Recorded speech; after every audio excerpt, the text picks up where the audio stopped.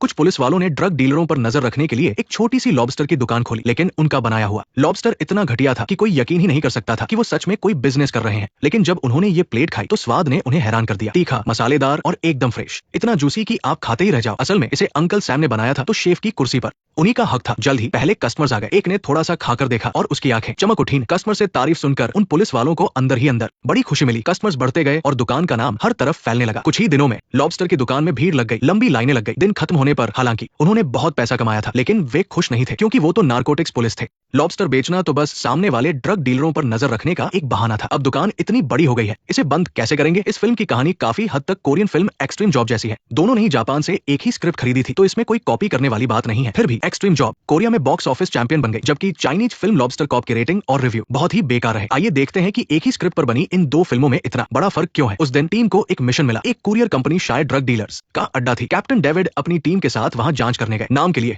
ये courier company थी, लेकिन जगह सुनसान थी, दरवाजे बंद थे। देखकर ही शक होता था। उन्हें गाड़ी में छिपना पड़ा। ये सच में कोई कुरियर कंपनी नहीं थी, बल्कि टोनी नाम के एक ड्रग डीलर का अड्डा था। डेविड और उसकी टीम ने 2 दिन नजर रखी, पर कुछ नहीं मिला। बगल में एक लॉबस्टर की दुकान थी। ये लोग 2 दिन से वॉशरूम जाने के लिए वही जा रहे थे, जिससे मालिक बहुत चिढ़ गया था। कितनी बार बोलूं, तुम लोग मेरे रेस्टोरेंट में बस टॉयलेट करने आते हो, कुछ खाते क्यों नहीं? इस सुनसान जगह पर अचानक एक कार कई दिनों तक खड़ी देखकर टोनी को शक हो गया। उसने मैक्स को चेक करने भेजा। मैक्स ने कार की खिड़की खटखटाई। हे ब्यूटीफुल, क्या लाइटर मिलेगा? वैसे तुम लोग यहाँ क्या कर रहे हो? पहले कभी देखा नहीं। सब समझ गए कि वो उनकी पहचान जानने आया है, इससे पहले कि उनका राज खुलता। डेविड वॉशरूम से बाहर आया। मैंने कहा, तुम लोग क्या कर रहे हो? क्या चल रहा है? एक छोटी सी दुकान खरीदने के लिए इतनी देर से मोलभाव कर रहे हो, शर्म नहीं आती? यहाँ बैठे हुए डेविड ने चालाकी से झूठ बोला कि वो एक परिवार है और इस लॉबस्टर की दुकान को खरीदना चाहते हैं। ये कहकर वो सबको दुकान के अंदर ले गया। मैक्स भी उनके पीछे गया। उन्हें अपना नाटक चालू रखना पड़ा और मालिक से दाम पूछने का बहाना किया। मेरी दुकान महंगी नहीं है, साल का किराया 20,000 है, ऊपर रहने की जगह है, डिजाइन भी बढ़िया है, मेरा बार काउंटर भी सॉलिड लकड़ी का है, बस कोई गारंटी नहीं है। छोड़ो यार, तुम्हारी इस बकवास दुकान में एक भी कस्टमर नहीं आता, ऊपर से साल का 20,000। रहने दो, हमें नहीं चाहिए। बहाना बनाकर वो बस निकलने ही वाले थे। रुको, तुम्हें मोलभाव करना नहीं आता क्या? कुछ तो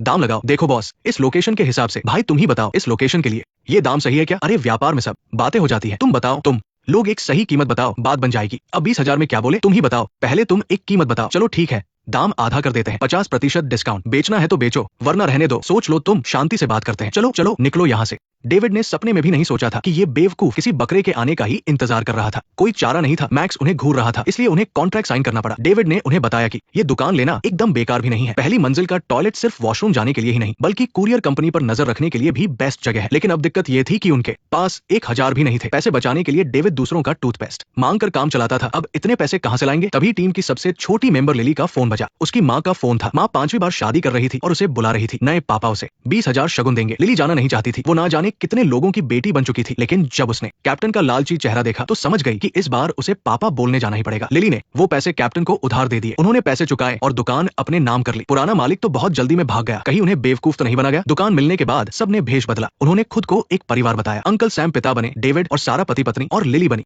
छोटी बहन। सबने काम बांट लिए। सफाई करना, इलेक्ट्रॉनिक चीजें लगाना, स्टोव ठीक करना। दुकान को एकदम नया लुक दे दिया गया। ऐसा लग रहा था कि सच में कोई बिजनेस चल रहा है। लेकिन उसी रात जब वे सामने नजर रखने की तैयारी कर रहे थे तो इस फ्लॉप दुकान में अचानक एक कस्टमर आ गया। वो कुरियर कंपनी का टोनी था। उसे अभी भी इन लोगों पर शक था, इसलिए खुद चेक करने आया था। उसने खाने में लॉबस्टर ऑर्डर कर दिया। सब घबरा गए। अच्छा हुआ कि उन्होंने पहले से कुछ सामान रखा था, पर उन्हें लॉबस्टर बनाना तो आता ही नहीं था। अगर वो खाना नहीं दे पाए तो राज खुल जाएगा। इस मुश्किल घड़ी में अंकल सैम ने चुपचाप अपनी केप पहनी, लहसुन कूटा, अदरक काटी और कढ़ाई में तेल गर्म किया। उन्होंने घर पर रिब्स बनाने वाला सीक्रेट मसाला डाला और एक मसालेदार लॉबस्टर डिश तैयार कर दी। टोनी हैरान था, ये लोग सच में लॉबस्टर बेचते हैं। उसने एक टुकड़ा खाया और उसकी आंखें चमक उठी। मसालेदार, ताजा और जूसी, ये तो बहुत टेस्टी है। उसने अपने आदमियों को भी चखने के लिए बुलाया। सब उंगलियां चाटते रह गए। उन्होंने लगातार कई प्लेटें खा ली, फिर भी उनका पेट नहीं भरा। अच्छे से खाने पीने के बाद टोनी का शक एकदम दूर हो गया। उसे लगा कि ये परिवार सच में बिजनेस कर रहा है, दिखावे के लिए। अगले दिन लॉबस्टर की दुकान सच में खोल दी गई। डेविड ने दुकान का नाम रखा हंगामा। फिर वो सब पहली मंजिल से नजर रखने लगे, लेकिन कई दिनों तक उन्हें कोई सुराग नहीं मिला। शायद नई दुकान खुलने की वजह से कस्टमर लगातार आते जा रहे थे। लोगों को खाना इतना पसंद आया कि बात फैलती गई और दुकान फुल रहने लगी। लोग पेट भर खाते और फिर पार्सल भी ले जाते। बिजनेस बहुत अच्छा चल रहा था, लेकिन डेविड खुश नहीं था। वो लोग ड्रग डीलर्स को पकड़ने आए थे और रोज इतने कस्टमर्स आने की वजह से काम ही नहीं कर पा रहे थे। इसलिए डेविड ने एक बोर्ड लगा दिया, लॉबस्टर लिमिटेड टाइम के लिए। दाम बढ़ गए हैं पर क्वांटिटी वही है। उसे लगा कि इससे कस्टमर कम हो जाएंगे और उनकी रेटिंग गिर जाएगी, पर किसी ने सोचा भी नहीं था कि कस्टमर्स ऐसे होंगे कि चीज जितनी महंगी होगी भीड़ उतनी ही बढ़ेगी। वो इतने बिजी हो गए कि पैसे गिनते गिनते हाथ दर्द करने लगे। एक दिन कुछ साइकिल वाले दुकान के सामने से गुजरे और एक कुरियर कंपनी के दरवाजे पर एक पैकेट फेंक दिया। कैमरे में लिली ने ये सब देख लिया। टोनी ने दरवाजा खोला और जल्दी से पैकेट उठा लिया। पैकेट में आधा डॉलर का नोट था, जिस पर डीलिंग की आधी जगह का नाम लिखा था। असल में टोनी एक छोटा मोहरा था। वो सिर्फ ड्रग्स पहुंचाता था, इसलिए बॉस ने उसे आधा एड्रेस दिया था। माल डिलीवर डिलीवरी से 2 घंटे पहले उसे बाकी का आधा एड्रेस मिलेगा। उसी रात ड्रग डीलर्स को भूख लगी तो उन्होंने लॉबस्टर ऑर्डर किया। लिली खाना डिलीवर करने गई। अचानक उसे दिन वाले पैकेट की याद आई। उसने रिस्क लेकर दीवार फांद कर अंदर जाने का फैसला किया, लेकिन उसने बहुत शोर कर दिया और टोनी ने उसे सुन लिया। बड़ा मजा आ रहा है ना। जब लिली खाना देकर बहुत देर तक वापस नहीं आई तो टीम को समझ आ गया कि कुछ गड़बड़ है। अगर वो अभी बैकअप बुलाते हैं तो उनका राज खुल जाएगा। डेविड सारी मेहनत बेकार नहीं जाने देना चाहता था, इसलिए वो रोने का नाटक करते हुए उसे ढूंढने गया। टोनी ने उसे अंदर आने दिया। अपने छोटे भाई को ढूंढ रहे हो ना, अंदर जाकर ढूंढ लो। डेविड घबराहट में आगे बढ़ा और दिमाग में कोई तरकीब सोचने लगा। अचानक उसने अपने कदम तेज किए। क्या तूने फिर से चोरी की है? सच बोल, मैंने तुझे कितनी बार समझाया है कि चोरी मत कर, चोरी मत कर। तू अपनी आदतें कब सुधारेगा? तू कभी मेरी बात क्यों नहीं मानता? माफ कर दो टोनी भाई, मेरा भाई आदतन चोर है, कभी नहीं सुधरेगा। इसे तो ऐसे ही सजा मिलनी चाहिए। डेविड की ओवर एक्टिंग देखकर टोनी को जरा भी यकीन नहीं हुआ। उसने डेविड को पीटना शुरू कर दिया। पिटने के बाद डेविड गुस्से में आ गया। उसने अपनी बंदूक निकाल ली। पुलिस कोई हिलेगा नहीं, सब डर गए थे, लेकिन टोनी को शायद कुछ समझ आ गया था और वो आगे बढ़ा। मैं पुलिस हूँ, वही रुक जाओ, हिलना मत। तुम अभी भी क्यों आगे आ रहे हो? ढिशुम ढिशुम ढिशुम ढिशुम। क्या बकवास है। असल में डेविड नकली बंदूक लाया था जो टोनी ने पहचान ली थी और इसी नकली बंदूक की वजह से डेविड पर शक कम हो गया। कोई पुलिस वाला नकली बंदूक थोड़ी रखता है। मैं तुम्हें बता दूं, नकली बंदूक खरीदना और बेचना भी अपराध है, समझे? टोनी को सच में लगा कि लिली चोरी करने आई थी। उसने दोनों को छोड़ दिया। कोने में लिली ने चुपके से एक माइक छिपा दिया। वापस दुकान पर आने के बाद डेविड अपने गुस्से को रोक नहीं पाया और उसने लिली को बहुत डांटा, क्योंकि उसकी इस मनमानी से उसकी जान जा सकती थी। ड्रग्स पकड़ना कोई बच्चों का खेल नहीं है, इसमें जान का खतरा होता है। मुझे तो लगा था कि तुम मारी गई, समझी? तुम बात को आराम से भी तो कह सकते हो। आराम से? अभी उसकी जान जा सकती थी। अगर कोई मर गया तो जिम्मेदार कौन होगा? कौन जिम्मेदारी लेगा? तुम बस पूरी जिंदगी एक कायर की तरह डर डर के जियो, समझे? तुम क्या चाहते हो कि हम सब भी तुम्हारी तरह पूरी जिंदगी डरपोक बनकर रहें? केनो केन, तुम किसी काम के नहीं हो। डेजी, तुम हद पार कर रही हो, अपनी जुबान बंद रखो। सारा ने उसे तसल्ली दी। अंकल सैम ने मुश्किल से मुस्कुराने की कोशिश की, लेकिन अंदर से वो भी गिल्टी महसूस कर रहे थे। लिली को वही लेकर आए थे। उसकी इस बेवकूफी भरी हरकत की जिम्मेदारी उनकी भी थी। वो लिली को अपने बेटे की तरह मानते थे। वो तुम्हारी सीनियर है, वो तुम्हारी टीममेट है, वो तुम्हारी दोस्त है। उसने अभी अपनी जान खतरे में डाली थी। सारा ने हार नहीं मानी। वो खिड़की के पास गई, हेडफोन लगाया और दूरबीन उठा ली। अंकल सैम चैन की मुस्कान दे रहे थे। थोड़े समय बाद वो रिटायर हो गए। ये एक जिम्मेदारी आगे बढ़ाने जैसा था। कुछ दिनों की निगरानी के बाद सारा को आखिरकार एक अहम सुराग मिल गया। टोनी की बातों से पता चला कि उसका असली बॉस माफिया विक्टर है। विक्टर सामान बेचने वाला है और खरीदने वाले का नाम जनरल है। टोनी का काम माल पहुंचाना है। वो लोग आज रात ही डील करने वाले थे और उन्होंने टोनी को तैयार रहने को कहा। और कुछ ही देर पहले इंटरपोल से एक खबर आई थी कि एक बड़ा स्मगलर देश में घुस आया है, शायद कोई बड़ी डील करने। ये स्मगलर और कोई नहीं बल्कि जनरल ही था। वैसे डेविड ये केस लेना चाहता था, लेकिन टीम 1 ने इसे हथिया लिया, इसलिए डेविड को उस लॉजिस्टिक कंपनी का केस लेना पड़ा। लेकिन किस्मत देखिए, डेविड की टीम 2 और टीम 1 असल में एक ही केस पर काम कर रहे थे। सीनियर्स ने दोनों टीमों को मिलकर काम करने का आर्डर दिया। उसी रात टोनी और मैक्स अपनी अपनी गाड़ियां लेकर निकल गए। डेविड और लीजा उनके पीछे लग गए, जबकि अंकल सैम और सारा दुकान पर ही रुक गए ताकि किसी को शक न हो। रास्ते में टीम 1 और डेविड मिल गए। आगे एक चौराहे पर मैक्स और टोनी अलग अलग रास्तों पर निकल गए। टीम 1 मैक्स के पीछे गई और डेविड टोनी के पीछे। और जब वो लोग अपना काम कर रहे थे तभी दुकान में पीटर नाम का एक आदमी आया। वो उनका पुराना कस्टमर था और पहली बार में ही उसे वहाँ का खाना बहुत पसंद आ गया था। आजकल वो अक्सर वहाँ झींगा खाने आता था और अंकल सैम से खूब बातें करता था। दिन में जब भीड़ नहीं होती थी तो वो वहाँ चेस खेलने और गपशप करने आ जाता था। आज रात भी वो झींगा खाने आया। बिल चुकाने के बाद उसने पास के एक ठेले वाले से टाइम पूछा, पर अचानक उसकी नजर उस ठेले वाले के ईयरपीस पर पड़ गई। दूसरी तरफ डेविड टोनी का पीछा करते हुए एक एम्यूजमेंट पार्क पहुंचा, जहां उसने उस स्मगलर जनरल को देखा। पर इससे पहले कि डेविड कुछ कर पाता, जनरल को एक कॉल आया, जल्दी घर आ जाओ, हालात बिगड़ गए हैं। जनरल तुरंत वहां से निकल गया और भीड़ में गायब हो गया। उसी वक्त टीम 1 मैक्स का पीछा करते हुए एक बेसमेंट में पहुंची, पर गेट पार करते समय उन्हें थोड़ी देर हो गई और ऊपर से वो बेसमेंट इतना बड़ा और भूल भुलैया जैसा था कि मैक्स उनकी नजरों से बच निकला। लेकिन वहां का सिक्योरिटी गार्ड कुछ अजीब लगा। उसने बंदूक निकाली और बेसमेंट में चला गया। असल में वो विक्टर का ही एक गुंडा था जिसे उसने डील पक्की करने के लिए भेजा था। बेसमेंट में मैक्स ने अपनी गाड़ी खड़ी की और पास ही खड़ी एक छोटी डिलीवरी वैन में बैठ गया। इसके अंदर वो सारा माल रखा था। वो डील के लिए निकलने ही वाला था, पर एक मोड़ पर वो टीम 1 से टकरा गया। दोनों गाड़ियों की टक्कर हुई और भयानक फायरिंग शुरू हो गई। मैक्स को टीम 1 के कैप्टन ने मार गिराया। कैप्टन बस बैकअप बुलाने ही वाला था कि ये मिशन बुरी तरह फेल हो गया। डेविड अपनी पुलिस यूनिफॉर्म पहनकर टीम 1 के कैप्टन को श्रद्धांजलि देने आया। वो दोनों क्लासमेट और पक्के दोस्त थे। पुलिस फोर्स में आने के बाद भले ही उनमें कंपटीशन था, पर दोनों एक दूसरे की बहुत परवाह करते थे। डेविड ने उसकी कब्र पर कसम खाई कि वो मुजरिमों को सजा दिलाकर रहेगा। जल्द ही पुलिस को टोनी की छोड़ी हुई गाड़ी मिल गई। अंदर से $50 का नोट मिला जिस पर कुछ लिखा था। लॉजिस्टिक कंपनी को पुलिस ने सील कर दिया था, इसलिए उस झींगा रेस्टोरेंट को खुला रखने का कोई फायदा नहीं था। तभी पीटर वहां आ गया। उसने देखा कि अंकल सैम दुकान बेच रहे हैं तो उसे बहुत बुरा लगा। उसने कहा कि वो इस दुकान को खरीद लेगा। हमेशा की तरह दोनों ग्राउंड फ्लोर पर बैठकर पीते हुए बातें करने लगे। ऊपर के कमरे में डेविड भी अपनी निगरानी की मशीनें समेटकर निकलने की तैयारी कर रहा था। तभी सारा का मैसेज आया कि उसे इन्वेस्टिगेशन टीम से एक ऑडियो रिकॉर्डिंग मिली है। ये वही रिकॉर्डिंग थी जो टीम 1 के कैप्टन ने रिकॉर्ड की थी। डेविड ने इस पर ज्यादा ध्यान नहीं दिया क्योंकि उसे लगा ये किसी काम की नहीं होगी, पर जैसे ही वो सीढ़ियों से नीचे उतरा उसे इसकी अहमियत समझ आ गई। जनरल, ओ जनरल। ये आवाज बिल्कुल रिकॉर्डिंग वाले विक्टर की आवाज जैसी थी। डेविड इतना चौंक गया कि वो सीढ़ियों से फिसल गया। उसने उसे वही रंगे हाथों नहीं पकड़ा। रात को उसने अपनी टीम को ये बात बताई और सबने मिलकर पूरे केस को दोबारा समझा। उन्हें समझ आ गया कि विक्टर ये दुकान इसलिए खरीदना चाहता है क्योंकि उसे जरा भी शक नहीं था कि वो लोग पुलिस वाले हैं और वो अपनी डील्स चालू रखना चाहता है। अब जब उसकी लॉजिस्टिक कंपनी का पर्दाफाश हो चुका है तो उसे लगा कि सबसे खतरनाक जगह ही सबसे सुरक्षित जगह होगी। विक्टर पक्का इसी झींगा रेस्टोरेंट में डील करना चाहता था। इसकी सच्चाई जानने के लिए अंकल सैम ने एक शेफ के रूप में वहीं रुककर अंडरकवर काम चालू रखा। ये काम पूरा होने के बाद वो इज्जत के साथ रिटायर हो सकते थे। झींगा बनाने के अलावा उनका बस एक ही काम था, विक्टर की हर एक हरकत पर नजर रखना। और एक रात उन्हें सच में कुछ गड़बड़ मिल ही गई। अंकल सैम दुकान से बाहर आए और डेविड को खबर दी। उसी रात डेविड और उसके दो साथी लॉजिस्टिक कंपनी गए ताकि वहां से सब कुछ सुन सके। वही अंकल सैम चुपके से रेस्टोरेंट के फर्स्ट फ्लोर पर गए और एक किताब से $0.50 का नोट निकाला। उन्होंने उसकी फोटो खींचकर डेविड को भेज दी। इस नोट पर भी कुछ लिखा था। पहले वाले आधे नोट के साथ मिलाने पर ये नंबर एक लोकेशन का पता बता रहे थे जहां माल की डिलीवरी होनी थी। सारा ने जब ये एड्रेस चेक किया तो वो साउथ डॉक का निकला। वो तीनों तुरंत निकल पड़े। सारा डॉकयार्ड का जायजा लेने गई, लीजा टीम को रिपोर्ट करने वापस गई और डेविड वही रुककर आगे की बातें सुनने लगा। पर इस सबसे जरूरी मौके पर ही अंकल सैम की पोल खुल गई।